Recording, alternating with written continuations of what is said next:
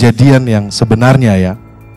Karena posisi klien saya itu duduk di depan rumah Saguling, kemudian dipanggil oleh saudara Ricky Rizal.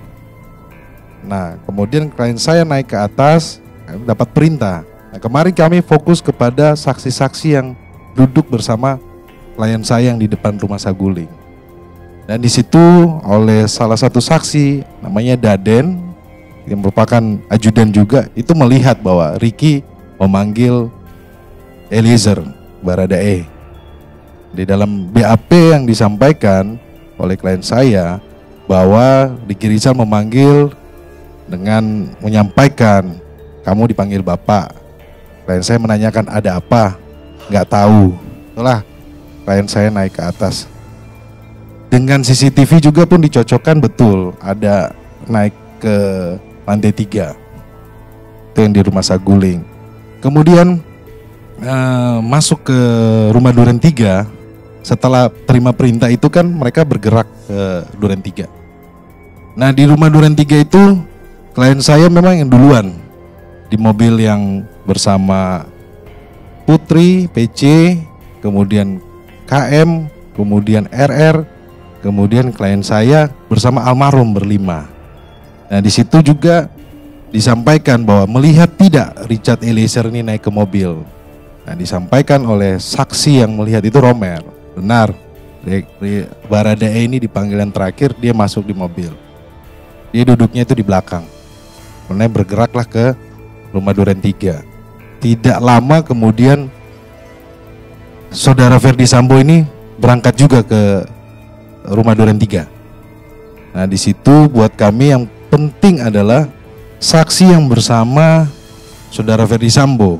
Di situ ada Romer, kemudian sebagai ajudan, kemudian Prayogi sebagai sopir, kemudian ada Farhan sebagai pengawal motor. Nah, di situ dijelaskan lah bahwa Romer diturunkan, kemudian mobil jalan, kemudian berhenti. Kemudian saudara Ferdi Sambo ini turun, kemudian ada senjata yang jatuh. Saksi yang melihat itu adalah Romer. Romer melihat bahwa senjata yang jatuh itu adalah HS. Kemudian Romer sampaikan bahwa ada sarung tangan. Kemudian masuk ke dalam lah. Saudara Romer coba mengambil senjata tersebut, tetapi ditolak sama saudara Ferdi Sambo. Sama Ferdi Sambo ditolak. Kemudian mereka masuk ke dalam.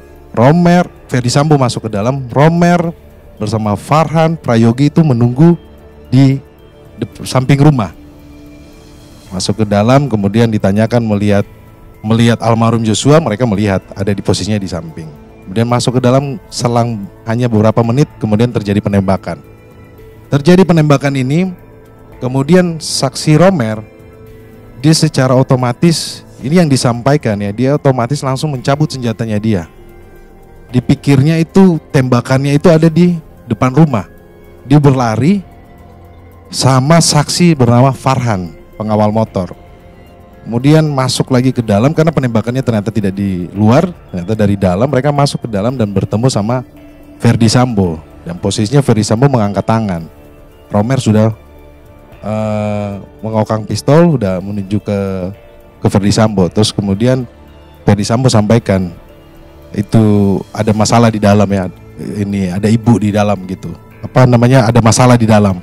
Akhirnya Romer masuk ke dalam. Nah, disitulah Romer bertemu sama Richard Eliezer. Kemudian Romer menanyakan, ada apa Cat? Dengan tangan gemetar, Richard menyampaikan, saya refleks bang. Tapi tangannya gemetar. Kemudian gak lama Ferdi Sambo masuk ke dalam lagi. Kemudian Ferdi Sambo menyenggol Romer dan sampaikan kalian tidak bisa jaga ibu.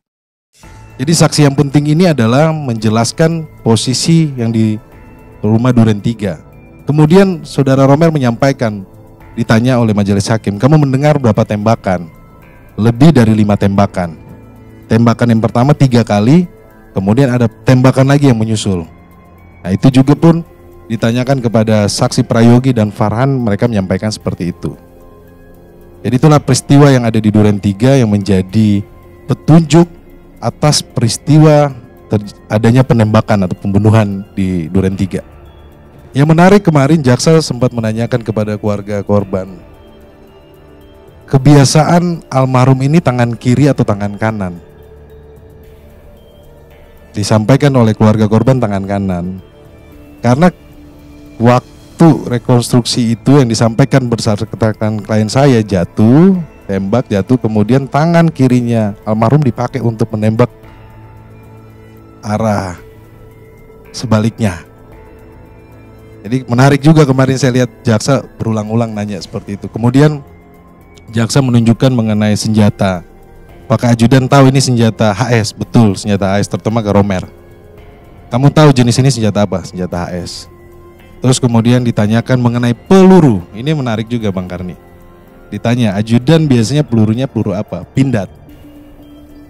Karena faktanya pelurunya Richard Eliezer itu ada 3 jenis ya, 3 ini produk, satu dari Pindad, satu dari Ceko, satu lagi itu ada di berita acara pemeriksaan.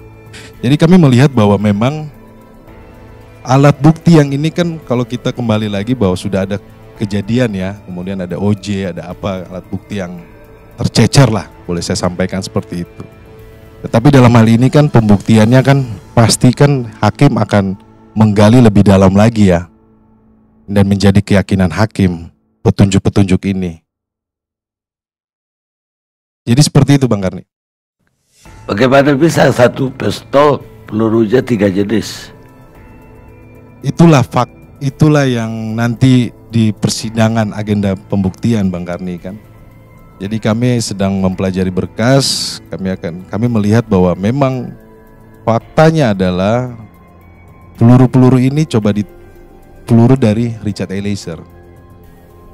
Makanya kalau ini dia hanya pegang satu pistol. Cuma kan kita harus ingat bahwa ketika Richard Eliezer menyerahkan pistol, dihitung pelurunya ada berapa? Ada 12 dari 15. Tetapi di TKP itu pelurunya adalah peluru Richard Eliezer, ada 8. Nah, hal-hal seperti ini yang pastinya nanti kita akan uji di persidangan Bang Karni. Ya, kalau saya tertariknya 3 jenis tadi itu, karena peluru AS itu gak bisa dipakai ke Glock. Betul. Begitu juga sebaliknya. Richard Eliezer menyampaikan bahwa saudara Ferdy Sambo menembak pakai Glock. Jadi berarti bukan pistol AS. HS itu yang menembak ke tembok.